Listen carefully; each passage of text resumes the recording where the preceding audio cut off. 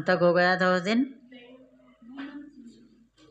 वेद, अच्छा, न जायते म्रियते, पारायण करिए थोड़ा सा तब। न जायते म्रियते वा कदाचिन्, नायं भूत्वा भविता वा न भूयः, अजो नित्यः शाश्वतोऽयं पुराणो, न हन्यते हन्यमाने शरीरे।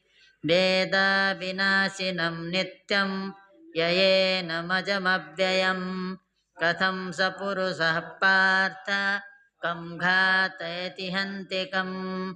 भासांसि जीर्णानि यथा विहाय, नवानि गृह्णाति नरोपराणि, तथा शरीराणि विहाय जीर्णा न्यन्यानि संयाति नवानि देहि। नैनं छिन्दन्ति शस्त्राणि अतिपावकः, न चैनं क्लेदयन्त्यापो न शोषयति मारुतः। अच्छेद्योऽयमदायोऽयम् अक्लेद्यो शुष्येव च, नित्यः सर्वगतस्ताणो रचलोऽयं सनातनः। अव्यक्तोऽयम् अचिन्त्योऽयम् अविकार्योऽयमुच्यते, तस्मादेवं विदुत्वैनं नानुशोचितुमर्हसि। नित्यं वा मन्यसे मृतं तथापि त्वं महाबाहो नं शोचितुमर्हसि। यस्य हि ध्रुवो मृत्युः जन्मं जन्ममृतस्य च, तस्मादपरिहार्यर्थे भूतानि व्यक्तमध्यानि भारत, अत्यक्तनिधनान्येव तत्र का परिदेवना। आश्चर्यवत् पश्यति कश्चिदेन माश्चर्यवद्वदति तथैव चान्यः, आश्चर्यवच्चैव शृणोति ज्ञात्वा वेदं वेद न चैव कश्चित्। देहि नित्यमबध्योऽयं देहे सर्वस्य भारत, तस्मात् सर्वाणि भूतानि न त्वं शोचितुमर्हसि। स्वधर्ममपि चावेक्ष्य न विकम्पितुमर्हसि, सम्याद्धियुद्धात् श्रेयोऽन्यः क्षत्रियस्य न विद्यते। यदृच्छया चोपपन्नं स्वर्गद्वारमपावृतं, सुखिनः क्षत्रियाः पार्थ लभन्ते युद्धमीदृशम्। अथ चेत्त्वमिमं धर्म्यं सङ्ग्रामं न करिष्यसि, ततः स्वधर्मं कीर्तिं च हित्वा पापमवाप्स्यसि। अकीर्तिं चापि भूतानि पृथिव्यां सम्भावितस्य चाकीर्तिर्मरणादतिरिच्यते। भयारणात् उपरतं मंस्यन्ते त्वां महारथाः, येषां च त्वं बहुमतो भूत्वा यास्यसि लाघवम्। अवाच्यवादाश्च बहून् वदिष्यन्ति तवाहिताः, निन्दन्तस्तव सामर्थ्यम् अतो वा प्राप्स्यसि स्वर्गं जित्वा वा भक्ष्यसे महीम्। तस्मादुत्तिष्ठ कौन्तेय, युद्धाय कृतनिश्चयः। सुखदुःखे समे कृत्वा लाभालाभौ जयाजयौ, ततो युद्धाय युज्यस्व नैवं पापमवाप्स्यसि। यथा ते विहिता साङ्गे बुद्धिर्योगे त्विमां शृणु, बुद्ध्या युक्तो मया कर्मबन्धं प्रहास्यसि। नेहाविक्रमनाशोऽस्ति प्रत्यवायो न विद्यते, अल्पमप्यस्य धर्मस्य त्रायते महतो भयात्। व्यवसायात्मिका बुद्धि रेकेह कुरु नन्दन, औसाकायनन्ताश्च बुद्धयो व्यवसायिनः। नमिमां पुष्पितां वाचं प्रवदन्त्यपि पश्चितः, वेदवादरतः पाद नान्यदस्तीति वादिनः। कर्मफलप्रदा क्रियाविशेषबहुला भोगैश्वर्यगतिं प्रति, भोगैश्वर्यप्रसक्तानां तया बहितचेतसां।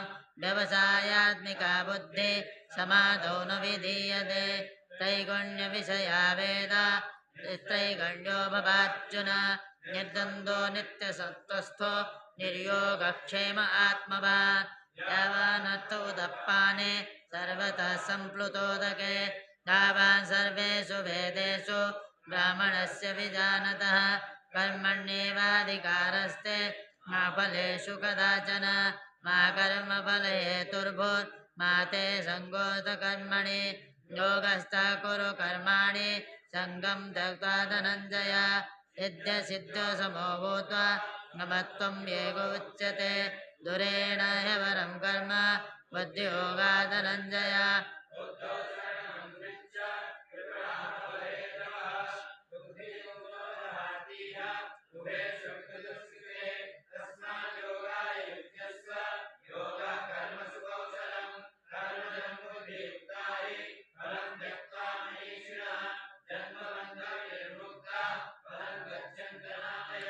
यदा ते मोहकलिलं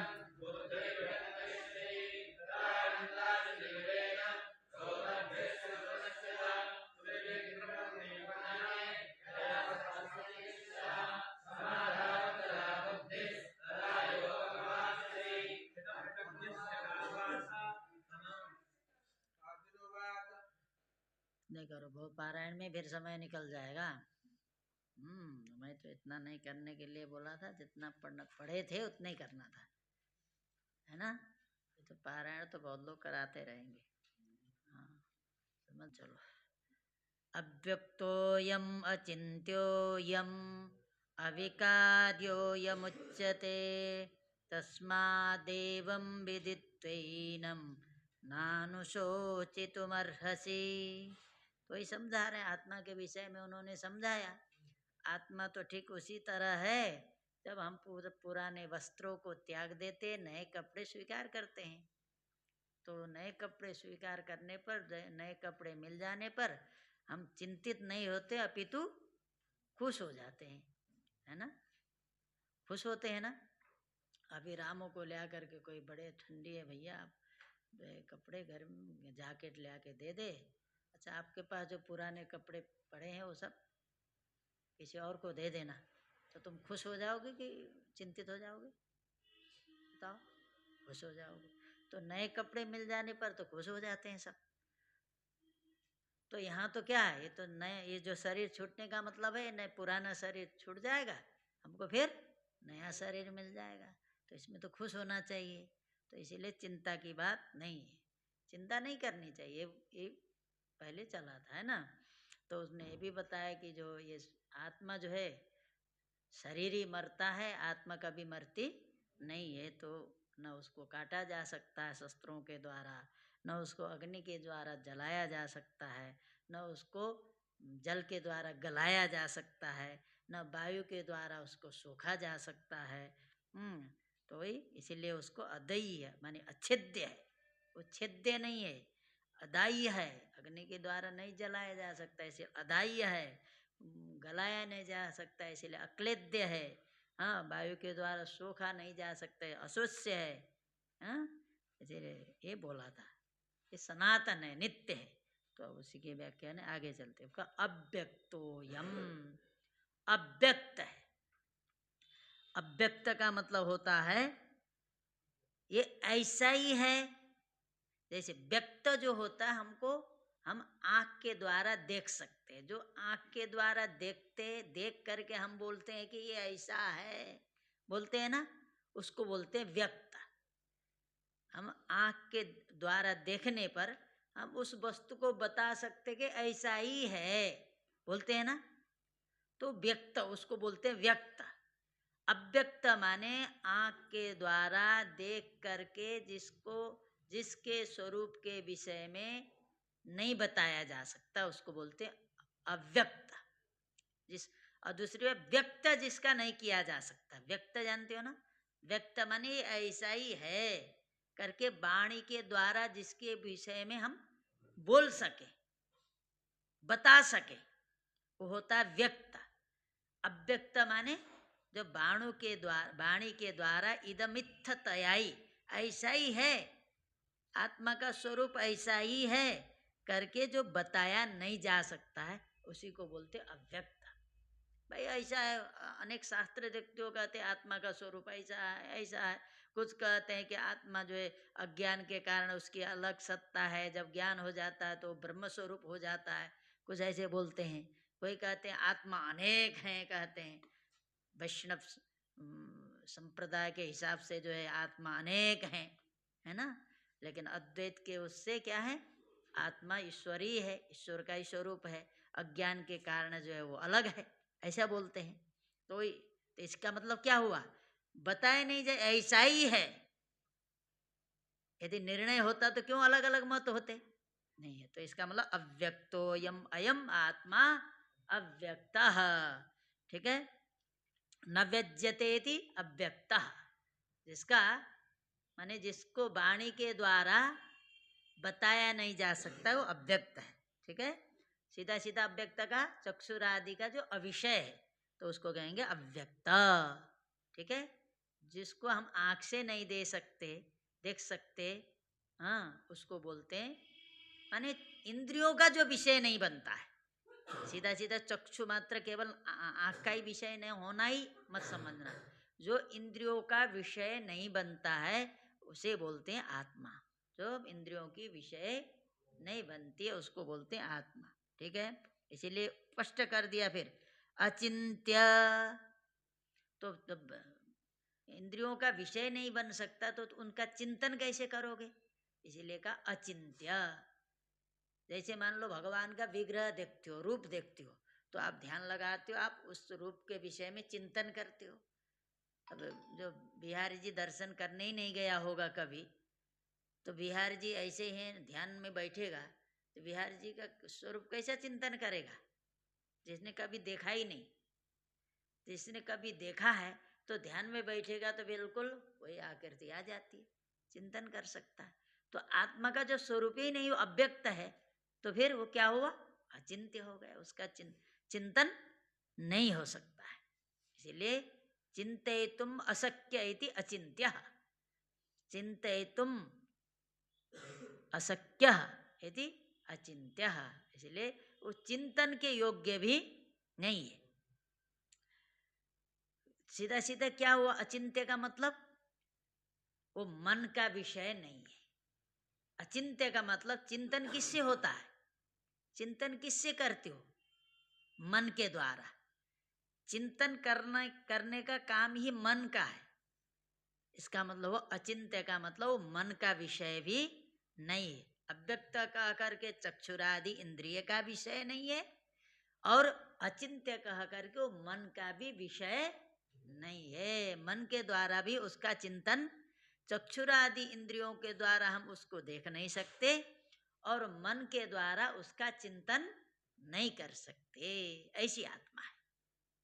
हो गया अव्यक्त अयम आत्मा अव्यक्त, इंद्रियादि भी इंद्रियों के द्वारा जिसका क्या, इंद्रियों के द्वारा जिसको देख नहीं सकते। कान इंद्रियादि माने कान के द्वारा, श्रोत्र इंद्रिय के द्वारा जिनके विषय में सुन नहीं सकते, हाँ, स्पर्श नहीं कर सकते, है ना। अलग अलग जो इंद्रियां है ना, उन इंद्रियों के जो विषय न होना ही अव्यक्त है। मन के द्वारा जो चिंतन के योग्य नहीं है वो अचिंत्य है, ठीक है। और दूसरा, तीसरा क्या दिया, अभिकार्य। अभिकार्य का मतलब हुआ फिर उसमें किसी प्रकार का विकार नहीं हो सकता। अभिकार्य, उसमें किसी प्रकार का विकार नहीं हो सकता है, वो अभिकार्य है, उसमें किसी प्रकार का विकार नहीं होता, अभिकार्य, ठीक है। अब अभिकार्य मतलब कर्म इंद्रियों के द्वारा, कर्मेंद्रियों के द्वारा, इसका मतलब क्या बताना चाहते हैं, वो कर्मेंद्रियों का विषय भी नहीं बनता। सबसे देखो, अव्यक्त माने चक्षुरादि इंद्रिय का विषय न होना, अचिंत्य माने मन का विषय न होना, अभिकार्य माने कर्मेंद्रिय का विषय न होना। जो कर्मेंद्रिय हैं उनका विषय न होना। अब उसके बाद क्या कहा, चले तस्मात्, अब हेतु दे, तस्मात् तस्मात् एवं विदित्वा, इस प्रकार जान करके, क्या जान करके, अब अयम आत्मा अव्यक्त वर्तते, चक्षुरादि इंद्रिय का विषय नहीं है और वो मन का विषय भी नहीं हो सकता और कर्मेंद्रिय का भी विषय नहीं हो सकता है। एवं विदित्वा, ऐसा जान करके क्या करे, नानुशोचितुम, एनम माने इसके विषय में, नानुशोचितुम अर्हसि, तुम इसके विषय में चिंता करने के योग्य नहीं हो, तुमको इसके विषय में चिंता नहीं करनी चाहिए। तो इसका मतलब आत्मा कभी मरती नहीं है, तो आत्मा के विषय में तुमको चिंता नहीं करनी चाहिए। और तुम्हारे चिंता करने से क्या होगा, आत्मा मरने वाली नहीं। और जिसके विषय में जो चिंता कर, क्या शरीर के विषय में चिंता करो, तो तुम्हारे चिंता करने से शरीर रहने वाला नहीं है। तुम जितना भी चिंता करो, ये शरीर कभी नहीं सोचेगा कि हमारे विषय में चिंता कर रहा है इसीलिए हम न जाएं, शरीर इसके साथ बने रहें, ऐसा तो हो नहीं सकता।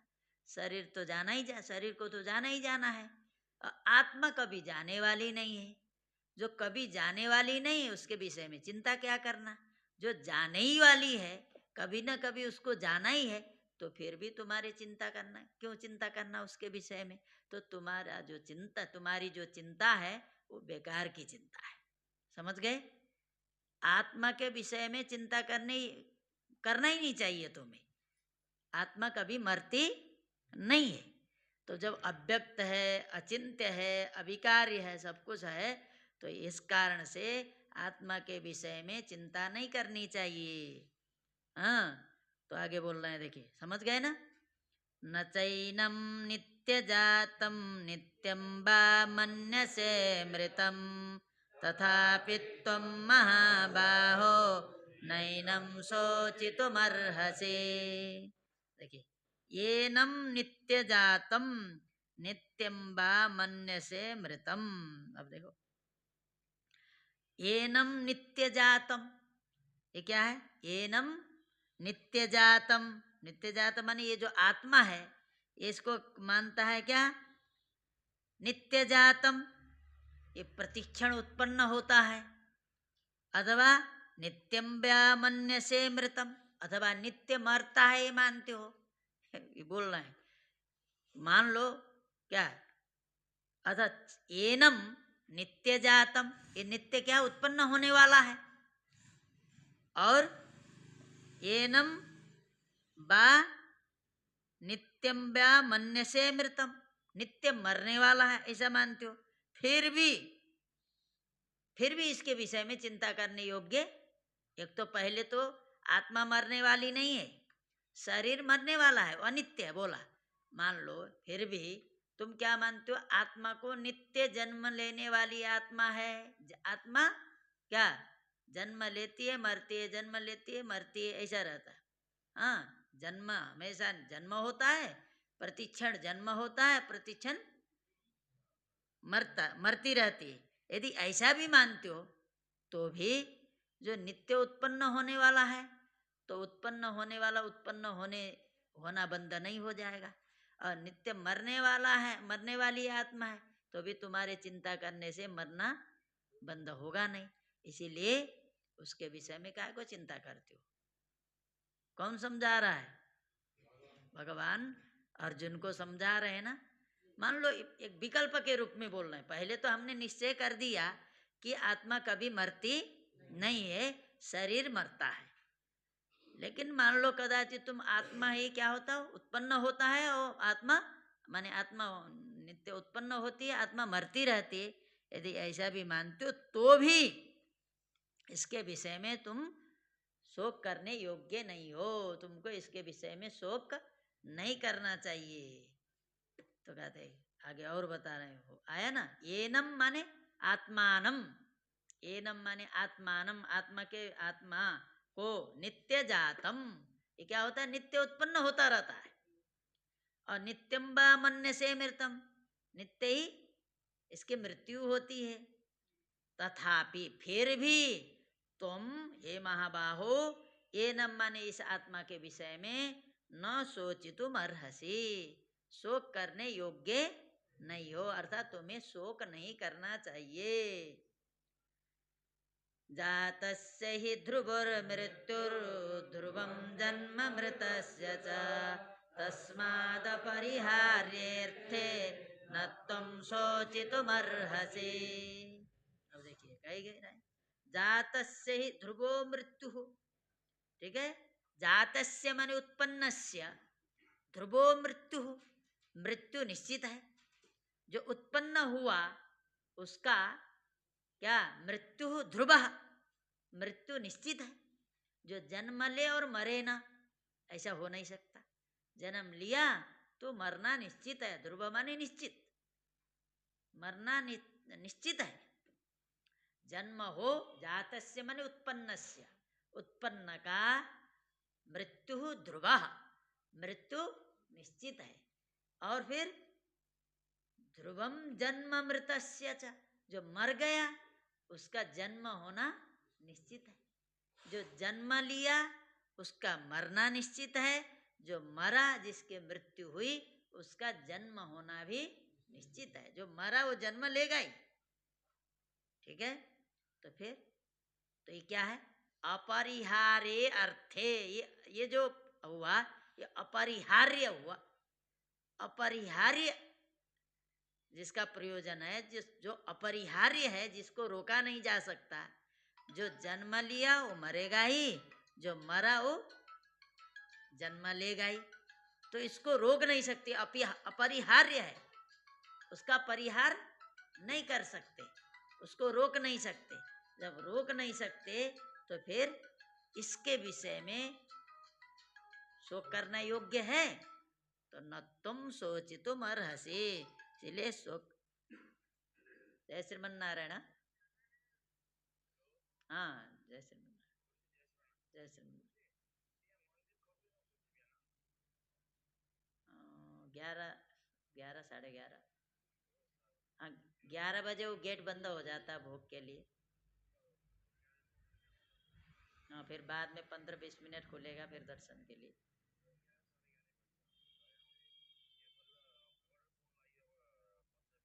हाँ हाँ अच्छा ठीक, ठीक। हाँ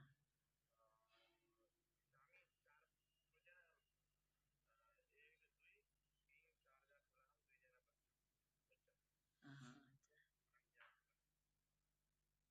ठीक है।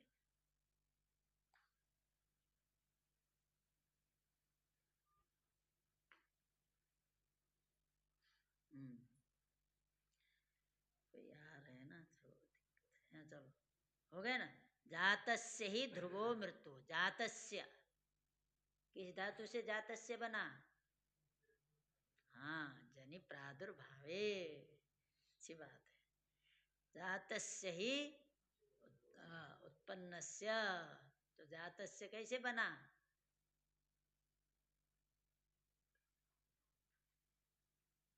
आ कहाँ से हो गया? जन्म में न को आ कौन करता है?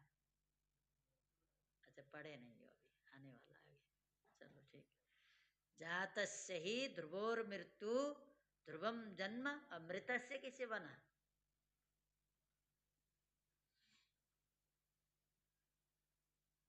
मृंग,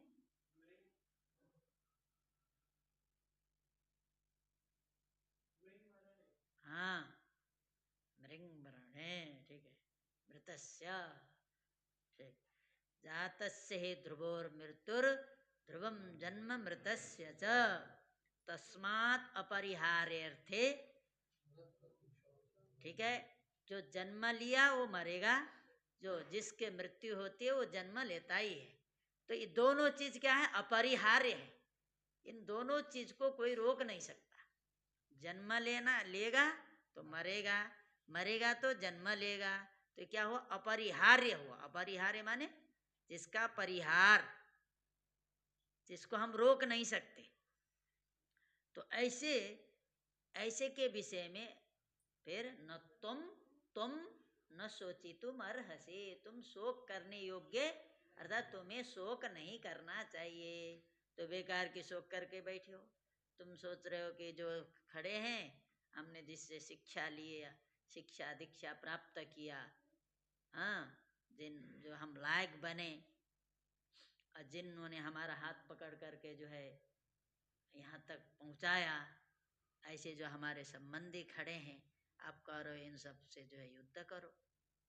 इन्हें सब बोला था, वो बड़े उसमें था ना, उसके तो शरीर काँप रहा था, अस्त्र शस्त्र भी नीचे गिर रहे थे, है ना, शरीर में कंपायमान हो रहा था, उनको देख करके घबरा रहा था। तो भाई ये तो भगवान को ये लगा कि अपने जो कर्तव्य से हट रहा है। अपने कर्तव्य से जब हट जाता है तो भगवान का जो हितैषी होता, भगवान का जो प्रिय होता है, भगवान अपने रास्ते से यदि कोई भटक रहा अपना भक्त, तो फिर भगवान क्या करते हैं, तो उसको अपने रास्ते पर ले आते हैं। हर किसी को तो समझाते नहीं ना, भगवान उसी को समझाते हैं जो भगवान का भक्त हो। तो अर्जुन तो भक्त है, हाँ, तो भक्त होने के कारण अभी तो मेरा भक्त जो है ये तो बिगड़ रहा है। जब अपने कर्तव्य से ही जब हट रहा है तो इसका कल्याण नहीं हो सकता है, इसका उद्धार नहीं हो सकता है। तो उन्होंने क्या किया, अपने कर्तव्य पथ पर पुनः लाने के लिए अनेक प्रकार के उपदेश किए कि भाई जो सामने दिख रहे हैं, तुमको जो दिख रहा है वो क्या, शरीर दिख रहा है, आत्मा तो दिख नहीं रही है। आत्मा तो दिखने वाली चीज नहीं है, बताया समझाया। ये सब तो क्या है, अच्छे माने अव्यक्त है, अचिंत्य है, अविकार्य है, वो आत्मा है। जिसको देख रहे हो, शरीर को देख रहे हो। और शरीर क्या है, वो उत्पन्न होता है, वो मरता है, क्योंकि उत्पन्न हुआ है तो मरेगा निश्चित है।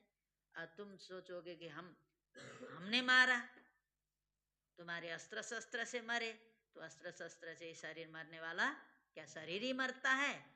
और तुम नहीं भी मारोगे तो भी ये अपने आप भी मरेगा, अपने आप भी शरीर छूटने वाला है, रहने वाला नहीं है। और जो नहीं मरने वाली आत्मा है उसको तुम अस्त्र शस्त्रों से कुछ नहीं कर सकते हो। तो इसीलिए तुम इसमें कोई दोषी होने वाले ही नहीं हो। दूसरी बात, तुम्हारा क्षत्रिय धर्म है ये, क्षत्रियों को अन्याय के ऊपर तो लड़ाई, क्षत्रियों के लिए अन्याय के ऊपर जो है आक्रमण करना, अन्य क्षत्रियों का अन्याय माने अधर्म के पथ पर चले हुए को दंड देना, ये तो क्या है, कर्तव्य है। युद्ध करना कर्तव्य है। और तुम युद्ध नहीं करोगे तो ब्राह्मण युद्ध करेगा, वैश्य युद्ध करेगा क्या, शूद्र युद्ध करेगा क्या, नहीं करेगा। क्षत्रियों का कर्तव्य है, क्षत्रियों को युद्ध करना है। तो तुम क्या, इसीलिए इससे हटो मत, युद्ध करो, इससे तुमको दोष नहीं लगेगा। अब इसीलिए तो कह रहे हैं, अब देखो तुम्हारे दूसरे पक्ष वाले भी तो जो हितैषी हैं, वो तो आपको विजय के आशीर्वाद दे रहे हैं। भीष्म पितामह क्या कर रहे हैं, विजयी भव कह रहे हैं कि नहीं, विजय का आशीर्वाद दे देते हैं। दुर्योधन जाता है तो उसको तो नहीं देते, वो भी जान रहे हैं हम अधर्म के पथ पर हैं, अधर्म के रास्ते पर हैं।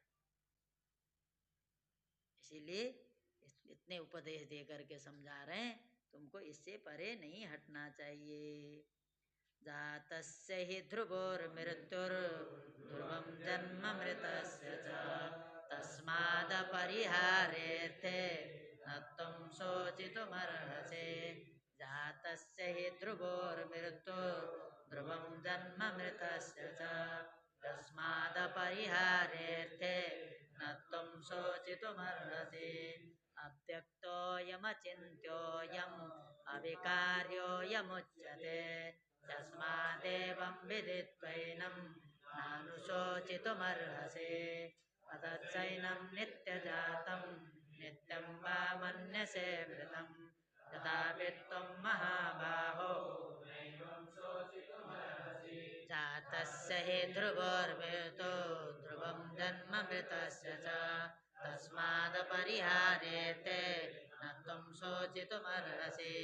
अव्यक्तोऽयमचिन्त्योऽयम् अभिकार्योऽयमुच्यते तस्मादेवं विदित्वैनं नैनं शोचितुमर्हसि अतश्चैनं नित्यजातं नित्यं वा मन्यसे मृतं तथापि त्वं महाबाहो नैनं शोचितुमर्हसि जातस्य ध्रुवोऽर्वितु ध्रुवं जन्म मृतस्य च तस्मादपरिहारेऽर्थे करते हैं आगे का फिर लंबा हो जाएगा व्याख्या करने में। सरल है ये आत्मा के यहाँ तक लक्षण हो अभी भी चल रहा है इतना जरूर याद होना चाहिए ठीक है।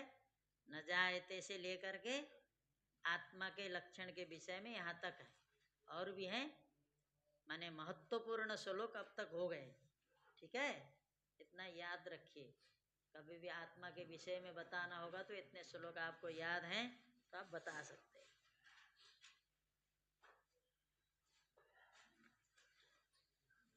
बहुत अच्छे अच्छे श्लोक हैं इसमें बहुत कुछ जो है याद करने के लिए हम बोलेंगे आगे का कुछ कुछ चिन्ह कर लेना।